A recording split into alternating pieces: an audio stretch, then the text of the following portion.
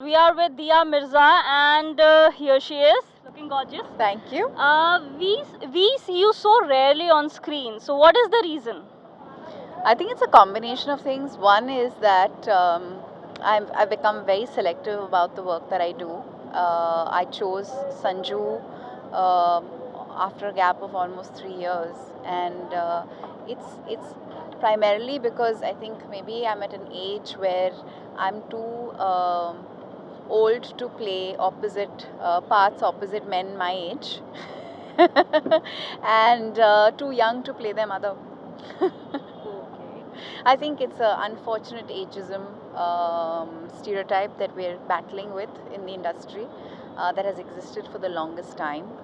But I think with choices that we make as individuals, especially as women, and it starts with saying no, this will change. Okay, if you get a lucrative offer, will you make a return for a lead role? Of course, why not? I mean, who wouldn't want to? It's important to be able to make the best of what is available, but also to be able to create one's path. I'm very excited that the digital platform and the digital medium has opened up opportunities for women my age, and and I'm not that old yet. But the fact is that there's some very brilliant writing happening, and women characters with agency are being written in the digital format. And I'm a part of two such shows, and I'm really excited about it. Okay, why did you choose a web series to make a return? It's not about making a return, it's really about doing work that empowers you as an artist and gives you the opportunity to do what you really care about and be play parts that have meaning. And both of these shows, one is a historical, it's for a very big platform. It's a period drama, action drama, and I've always wanted to be a part of a historical. And it's got a great team in place. And the second show is based on a true story, and it's a very powerful role. So it's always the role and the story that draws a person in, and that's precisely why I'm doing these two. Okay, you were talking about Kafir and Mughals. Yes. Yeah, so can you just tell a bit more about it?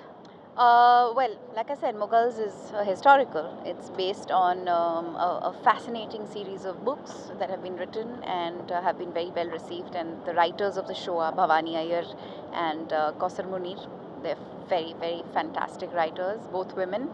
It's being directed by Nikhil Advani, and even the actors in the show are par excellence, and they're people who I've always respected and admired. I get to work with Shabana Azmi again, which is great. And Kaafir is a show that is for Z5. And like I said, it's based on true events. It's being written by Bhavani Iyer. It's being directed by Sonam Nair. And again, two very strong women collaborating and coming together to tell a very powerful story. Okay, you also have a production house, and you are also making Mind the Malotras. So, what is it? Mind the Malotras is a sitcom. We're very excited because it's a format that we really haven't done much of in India. It's slice of life, it's fun, it's engaging, and I think in many ways, many of us will watch the show and chuckle and giggle and say, that could be us. Okay, will you be making a cameo in it? No. You should. Okay, the Me Too movement has taken over the industry in a very big way. So, do you have a system in place in your own company, and anything you have to say about it? It's a very important movement for women at the workplace to secure their place within the workspace, and also to give them the advantage and the opportunity of registering complaints, because for the longest time I think too many women have suffered all kinds of harassment at the workplace and have been unable to, especially sexual harassment at the workplace, and have been unable to talk about it. So the movement basically frees women and tells them that the shame and the taboo doesn't lie with you. You need to take cognizance of the fact that you have every right to seek help, and to ensure that the people that employ women make the workplace a safe place for women. and as a female, producer, we've established, obviously, we follow the Bosch rules, and we have a system in place that encourages every person who works with us, male or female, to approach us. I think that's what's essential. Your team needs to you need to be approachable to your team. That apart, I think gender neutrality and gender balance at the workplace makes a big difference. When you have more people working in your crew that are women, I think it just makes women more comfortable, and it's a good thing to do. Okay, you are also actively involved in measures related to environment conservation. So, don't you think we are falling short of bringing about a change? Yes, we are, and it's not just us, it's the world. It's the way we've been, um, the way we've built our economies, it's the way we do business, it's the way we've built industries. Human beings have made some seriously wrong choices, and uh, the, the fact of the matter is that all of us collectively, at an individual level and at a national level and a global level, have to understand that if we don't change the way we live, the way we consume, the way we waste, we are only causing harm to ourselves. Um, and there are three very important things connected to environmental degradation and climate change.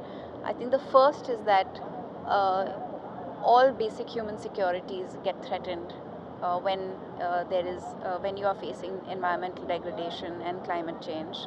Um, it's a huge risk to health and well-being, and therefore risk to economies and progress. And the third is that women and children suffer the most, in especially marginalized communities in third world countries that are facing extreme drought or extreme flood. Whenever there is a natural calamity that has been accelerated by climate change, women and children are known to suffer the most. So if we really care about making the world a more equal place, a more just place, a more fair place, we need to collectively do more to restore the health of the environment and restore the environmental balance, the ecological balance that we've disrupted. Okay, where are we lacking? What do you think? I think it starts with just a lack of political and people's will.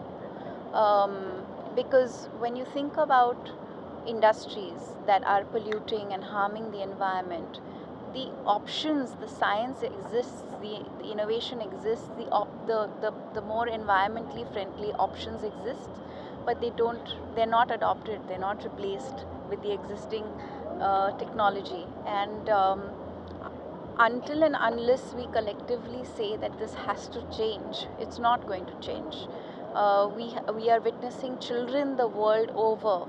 I mean, you think about this young girl, Greta Thunberg, who's been nominated for the Nobel Prize for environmentalism. She's so young, but when you hear her speak and you talk about the fact, you hear her say, act as though your house is burning, because it is.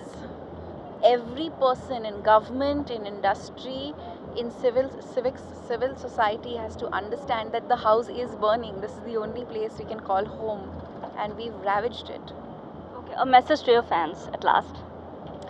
Say no to single-use plastics. Please carry your own metal bottle. Watch more movies in theaters, and thank you for all your love.